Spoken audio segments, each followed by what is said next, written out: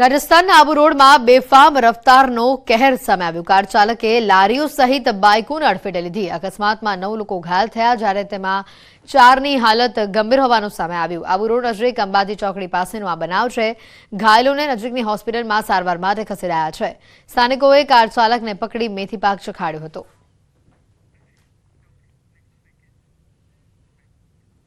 जूनागढ़ वासियों दामोदर कुंड तरफ जाओ तो साचवजो। दीपड़ाए दामोदर कुंड पासे लटार मारी है।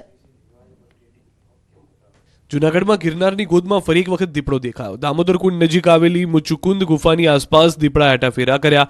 सांजना समये अति प्राचीन धार्मिक स्थल नजीकथी ज्यारे दीपड़ो पसार थयो त्यारे ज त्यां हाजर કેટલાક લોકોએ મોબાઈલમાં વિડીયો બનાવ્યો, જેમાં દીપડો બિંદાસ બનીને આટાફેરા મારતો દેખાય છે। સ્થાનિકોનું કહેવું છે કે આ ભાગમાં ભાગ્યે જ દીપડો દેખાય છે, જ્યારે અન્ય વિસ્તારમાં ગિરનાર અભયારણ્યની અનેક વન્યજીવો આ રીતે બહાર આવી ચડે છે।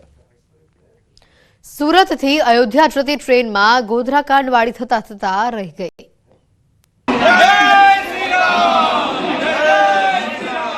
ફરી રામના દુશ્મનોએ રામ ભક્તો પર કર્યો પથ્થરમારો। સુરતથી ઉત્સાહ સાથે ભગવાન રામના ભક્તો અયોધ્યા ભવ્ય રામ મંદિર દર્શન માટે જઈ રહ્યા હતા। આખી ટ્રેન ભગવાન રામમય હતી। જય શ્રી રામના નારા લાગી રહ્યા હતા। આસ્થાની ટ્રેન મહારાષ્ટ્રના નંદુરબાર નજીક પહોંચી ત્યારે જ રામ ભક્તોમાં હાહાકાર મચી ગયો। ચાલુ ટ્રેનમાં જીવ બચાવવા દોડાદોડી થઈ ગઈ। કેટલાક ભગવાન રામના દુશ્મનોએ અયોધ્યા જતી ટ્રેન પર પથ્થરમારો કર્યો।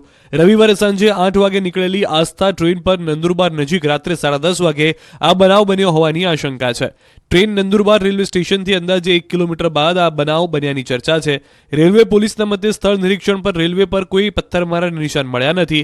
જોકે પ્રવાસીઓની ફરિયાદના પગલે રેલવે પોલીસે ચેકિંગ દરમિયાન ટ્રેનની પાસેની જાળીઓમાં બેઠેલા માનસિક રીતે બીમાર એક વ્યક્તિની અટકાયત કરી છે।